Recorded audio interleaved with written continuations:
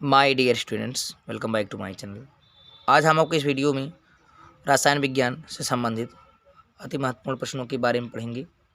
जो पहला चैप्टर कक्षा 10 का रासायनिक अपक्रिया एवं समीकरण है, इसमें हमने जो है 20-25 क्वेश्चनों को जो है लिया है, जो बहुत ही इंपॉर्टेंट है, जो परीक्षा के दृष्टिकोण से जो है इम्पोर्टेंट है। मैंने उन्हीं सिलेक्टेड क्वेश्चनों को लिया हुआ है। तो आइए एक एक करके देखते हैं। अगर आप वो इस वीडियो को अंत तक देख लेते हैं तो आपके लिए ज़रूर ही फायदेमंद साबित होगा। तो आइए देखते हैं। पहला प्रश्न है, नीचे दिए गए प्रश्नों में सही विकल्प चुनिए। इसमें 4 ऑप्शन हैं, ऑप्शन वाइज ही पेपर में आएंगे। अब की बार लिखा है Zn+CuSO4, इन जिंक जो है कॉपर सल्फेट से क्रिया किया है तो बनाया है जिंक सल्फेट और कॉपर जो है विस्थापित हो गया है। तो आप जानेंगे कि जो कॉपर सल्फेट था इसके साथ कॉपर जुड़ा हुआ था, लेकिन यहाँ पे देखेंगे जो सल्फेट है उसके साथ कौन जुड़ गया है? जिंक। यानी जिंक जो है कॉपर को क्या किया है? विस्थापित कर दिया है। आप पढ़े होंगे विस्थापन अपक्रिया, वह अपक्रिया जिसमें अधिक क्रियाशील धातु जो है कम क्रियाशील धातु को उसके यौगिक से विस्थापित कर देता है। तो यहाँ पे देखें, जिंक जो है कॉपर से अधिक क्रियाशील था, उसको जो है उसके यौगिक से विस्थापित कर दिया, तो यहाँ विस्थापन अपक्रिया हो गया। तो कौन सा ऑप्शन सही है? ऑप्शन नंबर बी जो है विस्थापन अपक्रिया। ऐसे आपको जो है पेपर में नीले या काले पेन से जो है गोले रंगने हैं, ठीक है। ऑब्जेक्टिव टाइप क्वेश्चन होगा और यहाँ OMR सीट पे भरना है। तो जो ऑप्शन सही होगा उसी ऑप्शन पे जो है आपको काले या नीले पेन से जो है गोले कर देने हैं। अगला है, जब मैग्नीशियम फीता को जलाया जाता है तो आग उत्पन्न होती है। जब मैग्नीशियम का फीता जलता है तो जो चूर्ण बनता है वो मैग्नीशियम ऑक्साइड हो जाता है। तो वह ऑक्साइड किस रंग में हो जाता है? वह उसकी लौ जो होती है किस तरह से होती है? पीली है, नीली जलेगी, चमकीला उजला या लाल।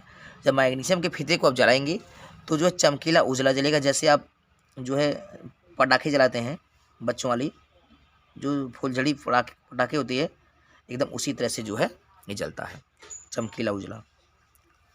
लाल तप्त लोहा पर, जब लोहा एकदम लाल हो जाता है, जब लोहा गर्म करते हैं, लोहार आप देखते हैं कि जब लोहार लोहे की कोई वस्तु बनाता है तो लोहे को गर्म करता है और लोहा बहुत ही लाल होता है, तो तप्त लाल हो जाता है, तपता हुआ। यानी तप्त जो है लोहा पर जलवाष्प अगर प्रवाहित करें तो कौन सा यौगिक बनेगा? तो FeO है, Fe2O है, Fe3O है, FeOH2 है। तप्त लोहा पे जो है जलवाष्प प्रवाहित करेंगे तो वह मैग्नेटाइट बनता है, जिसका सूत्र होता है Fe3O4। इसका किसका सूत्र है? मैग्नेटाइट। लोहे का एक अयस्क होता है, हेमेटाइट, मैग्नेटाइट, यह सब किसके अयस्क हैं? लोहे के। अगला देखेंगे, निम्नलिखित में से कौन सा बूझा चूना है? बूझा चूना, इसको चूने का पानी बोलते हैं, कैल्शियम हाइड्रोक्साइड बोलते हैं। तो बूझा चूना जो है CaO कैल्शियम ऑक्साइड है, COH का होल ट्वाइस, CaCO3 Ce। तो बूझे चूने का पानी का जो है कैल्शियम हाइड्रोक्साइड सूत्र होता है CaOH का होल ट्वाइस। तो ऑप्शन नंबर बी जो है आपका राइट आंसर हो जाएगा। अगला देखेंगे, निम्नलिखित में से कौन सा सही है? Na2CO3 5H2O, Na2CO3 10H2O, Na2CO3 7H2O, Na2CO3 2H2O। तो Na2CO3 किसका सूत्र है? तो आपको पता है कि सोडियम कार्बोनेट का सूत्र है, जिसको धावन सोडा के नाम से जानते हैं। तो धावन सोडे में जो है जल 10 भाग जो है जल होता है, तो आपका राइट आंसर बी होगा, Na2CO3 × 10H2O। कहीं कहीं पे 10H2O देखने को नहीं मिलता, सिर्फ इतना ही देखने को मिलता है, लेकिन इसके साथ जो है 10 भाग पानी होता है। अगर पूरा सूत्र होगा तो 10H2O होगा, इससे भी आपका काम चल जाता है।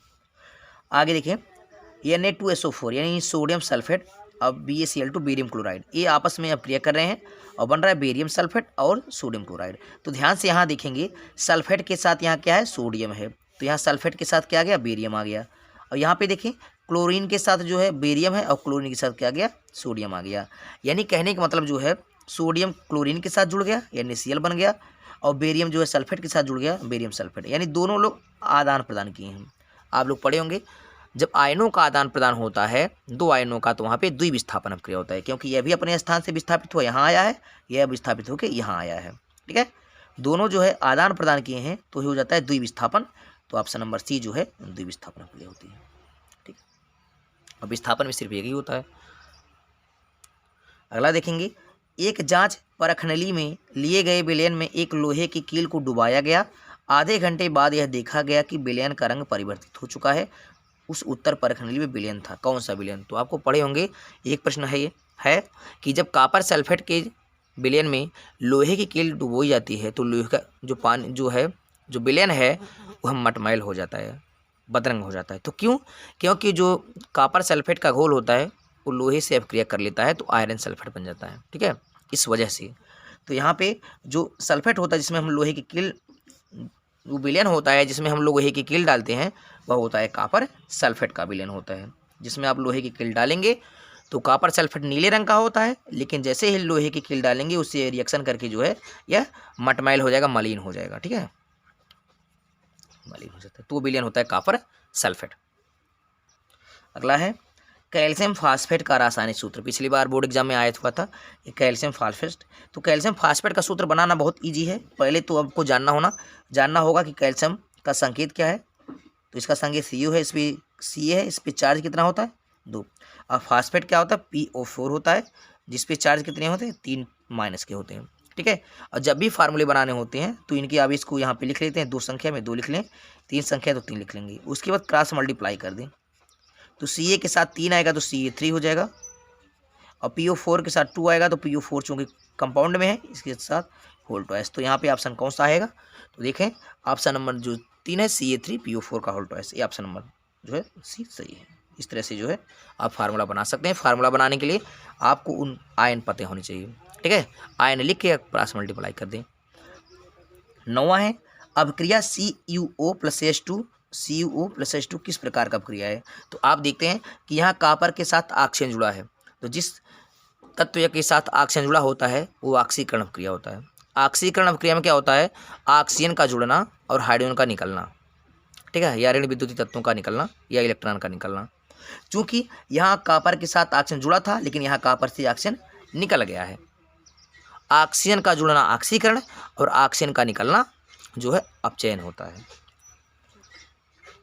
किसी विलयन से ऑक्सीजन का निकलना और हाइड्रोजन का जुड़ना, ठीक है, यहाँ से जुड़ गया हाइड्रोजन, तो यहाँ पे हो रहा है क्या, किस प्रकार का अभिक्रिया है? तो ऑक्सीकरण नहीं है, क्योंकि ऑक्सीजन यहाँ पे जुड़ा था लेकिन निकल गया यहाँ, ठीक है। तो निकलने के लिए क्या बोलेंगे? ऑक्सीकरण का उल्टा अपचयन होता है। तो ऑप्शन नंबर जो ए है वही अपचयन है। अगर ऑक्सीजन जुड़ रहा होता तो हम लोग क्या कहते? उपचयन कहते या ऑक्सीकरण कहते। ऑक्सीकरण को ही हम लोग उपचयन बोलते हैं। अगला देखें, जब सोडियम हाइड्रोक्साइड जिंक से अभिक्रिया करता है तो कौन सा उत्पाद बनेगा? सोडियम हाइड्रोक्साइड जब जिंक से क्रिया करेगा तो सोडियम जिंकेट बनता है, ठीक है। तो सोडियम जिंकेट का जो फार्मूला होता है यहाँ पे Na2ZnO2+H2। तो ऑप्शन नंबर जो डी सही है, सोडियम जिंकेट Na2ZnO2, यही आपका सोडियम जिंकेट का फार्मूला है। अगर सोडियम हाइड्रोक्साइड जो है जिंक से अभिक्रिया करता है तो सोडियम जिंकेट बनाएगा, ऑप्शन नंबर डी। नीचे दी गई अभिक्रिया में कौन सा कथन सही है? 2Cu+O2 बराबर 2Cu। यहाँ कॉपर अकेला था, ऑक्सीजन जुड़ गया तो कॉपर के साथ ऑक्सीजन जुड़ गया, कॉपर ऑक्साइड हो गया, और ऑक्सीजन के जुड़ने को ही हम लोग बोलते हैं ऑक्सीकरण, ठीक है। ऑक्सीकरण में क्या होता है? ऑक्सीजन का जुड़ना और हाइड्रोजन का निकलना। तो चूंकि यहाँ पे कॉपर के साथ ऑक्सीजन जुड़ गया है तो कॉपर का ऑक्सीकरण हो गया है, तो यहाँ पे हो जाएगा कॉपर का ऑक्सीकरण, ऑप्शन नंबर ए सही है। अगला है समीकरण CaCO3 यानी कैल्शियम कार्बोनेट और उष्मा प्लस उष्मा, ये जो है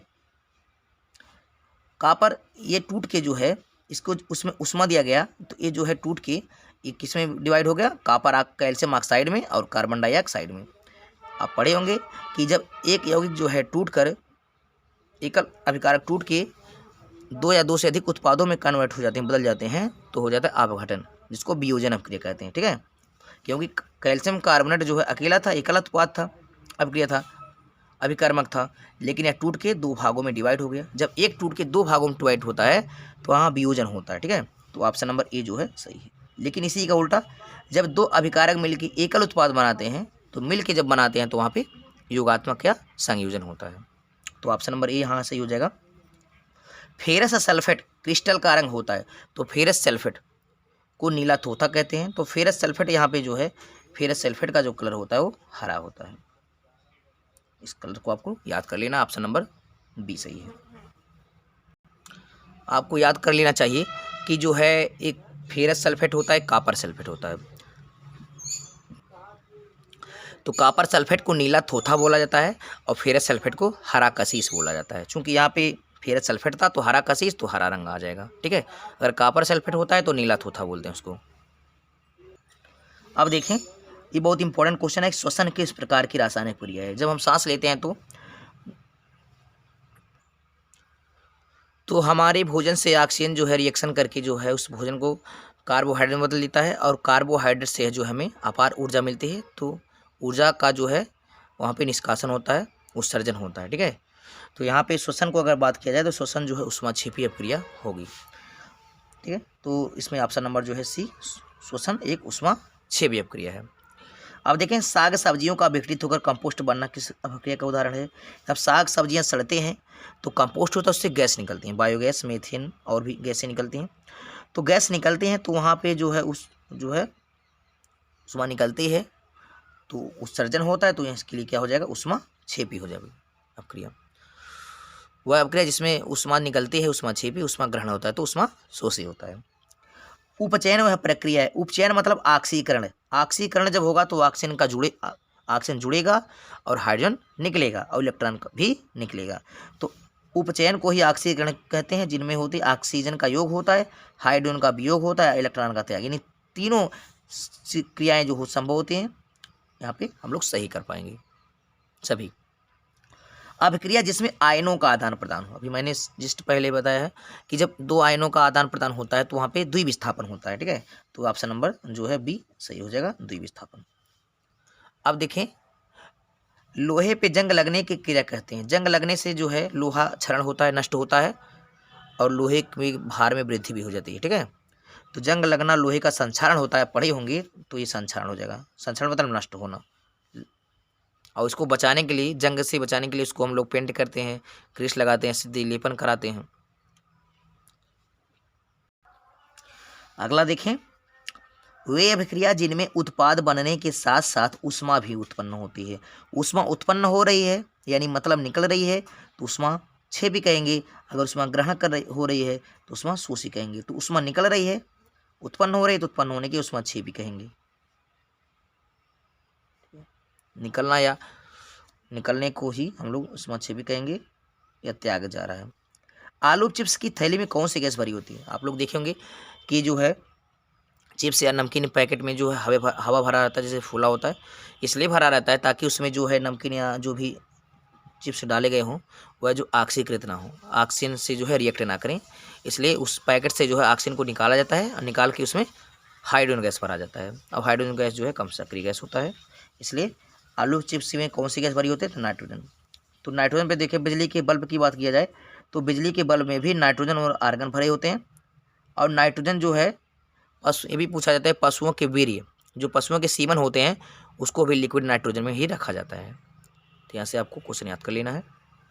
अब देखें, अंतिम प्रश्न है, रासायनिक अपक्रिया में भाग लेने वाले पदार्थों को। तो रासायनिक अपक्रिया में भाग लेने वाले पदार्थों को अभिकारक कहते हैं, और उनसे जो नया पदार्थ बनता है उसको उत्पाद कहा जाता है।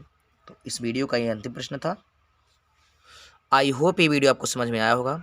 अगर आपको ये वीडियो समझ में आए तो इसको लाइक, शेयर, कमेंट करें, और जो है बेल आइकन भी प्रेस कर दें, ताकि आने वाली हर वीडियो की नोटिफिकेशन आपको समय से मिलती रहे। मैं जो भी नए नए वीडियो चैप्टर वाइज डालूं उसको आप तक जो है सूचना मिलती रहे।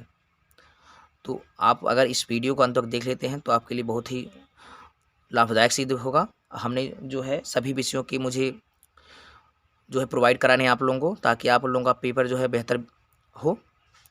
मैं ऐसे ही सभी विषयों के जो है प्रैक्टिस सेट करवाता रहूँगा। बस आप लोग जो है इस चैनल को सब्सक्राइब कर लें, और जो है आप डेली नियमित पढ़ते रहें। तब तक के लिए take care, thank you, bye.